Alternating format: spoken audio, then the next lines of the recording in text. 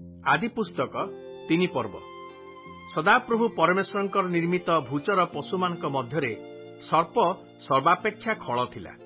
से नारी की कहिला, आगो ए कि सत्य, उद्यानर कौनसी वृक्षर फल खाइबाकू परमेश्वर तुम्भमानकु निषेध करिअछंती। नारी सर्प को कहिले, आम्भे माने उद्यानर समस्त वृक्षर फल खाइपारू, केवल उद्यानर मध्यस्थित वृक्षर फल विषय परमेश्वर कहिअछंती, तुम्भे माने ताहा खाइब नाही ओ छुईब नाही, ताहा कले मरिब। सर्प नारी की कहिला, तुम्भे माने कौनसी रूपे मरिब नाही, बरंच परमेश्वर जानती तुम्भे माने जेउ दिन ताहा खाइब सेही दिन तुम्भमानक चक्षु प्रसन्न हब, तहिरे तुम्भे माने परमेश्वरଙ୍କ परि भल ओ मंदर ज्ञान पाइब। एथिरे नारी से वृक्षकु सुखाद्यर उत्पादक ओ नयनर लोभजनक ओ ज्ञान देवा निमित्त बांछनीय देखि तहिरु फल तोली खाइले, पुणी आपणा संगस्थ स्वामी की दियन्ते से मध्य खाइले। तहिरे सेमानकर चक्षु प्रसन्न हुअन्ते, सेमाने निज उलंगतार बोध पाई डिम्बिरी वृक्षर पत्र सी घागरा बनाइले। तहु दिनावसान समय उद्यान मध्यरे गमनागमनकारी सदाप्रभु परमेश्वरଙ୍କ रब शुणी आदम ओ तांकर भार्या सदाप्रभु परमेश्वरଙ୍କ छामुरु उद्यानस्थ वृक्षगण मध्यरे लुचिले। तहिरे सदाप्रभु परमेश्वर आदम को डाकी कहिले, तुम्भे केउठारे? से उत्तर कले, मु उद्यान मध्यरे तुम्भ रब शुणी आपणा उलंगता सकाशे भीत होई लुचिली। से कहिले, तुम्भे उलंग अछ, एहा किए तुमको जणाइला? आम्भे जेउ वृक्षर फल खाइबाको निषेध करिथिलु ता कि तुम्भे खाइअछ? आदम कहिले, तुम्भे जेउ स्त्री की मोहर संगिनी हेबाकू देइअछ, से मते सेही वृक्षर फल देले, तहिरे मु खाइली। सेतेबेले सदाप्रभु परमेश्वर नारी की कहिले, ए कि कल?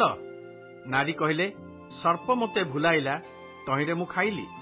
तो सदाप्रभु परमेश्वर सर्प को कहिले, एही कार्य करिबा हेतुरु तुम्भे समस्त ग्राम्य और वन्य पशुठारु अधिक शापग्रस्त हेल।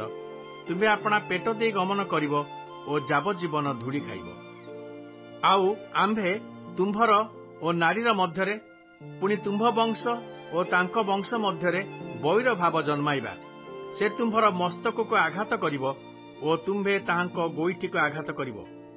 तो से नारी की कहिले, आम्भे तुम्भर गर्भ वेदना अतिशय बढ़ाइबा, तुम्भे व्यथारे संतान प्रसव करिब, पुणी स्वामी प्रति तुम्भर बासना रहिब, से तुम्भ उपरे कर्तृत्व करिब।